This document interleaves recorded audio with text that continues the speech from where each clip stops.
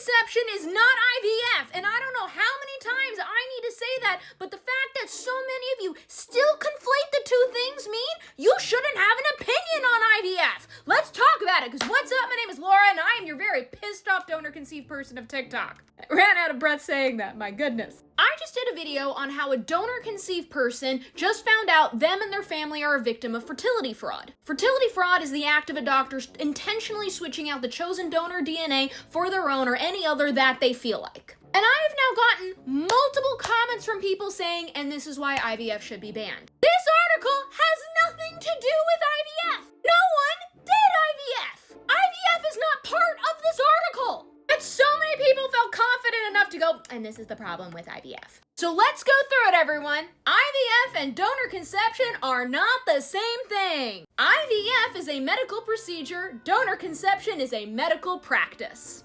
Donor conception is the act of using donor gametes when conceiving your future child. IVF is when you take a swimmer, an egg, and you fertilize the two in a petri dish outside the body, create an embryo, and then transfer that back into the uterus. With IVF, you do not have to use donor gametes. There are plenty of IVF-conceived people who are not donor-conceived. And there are many ways to conceive a donor-conceived person that are not IVF. I am a donor-conceived person, and I was not conceived via IVF. I was conceived with an ICI, an intra-cervix insemination. You could also get an IUI, which is an intrauterine insemination. Neither of which require medication. It's just about how and where we inseminate the swimmers. Now, can you be IVF conceived and donor conceived? Yes. But in this article, no one had done IVF. They had done IUI, an intrauterine insemination, which means they inseminated the swimmers just directly into the uterus using a catheter.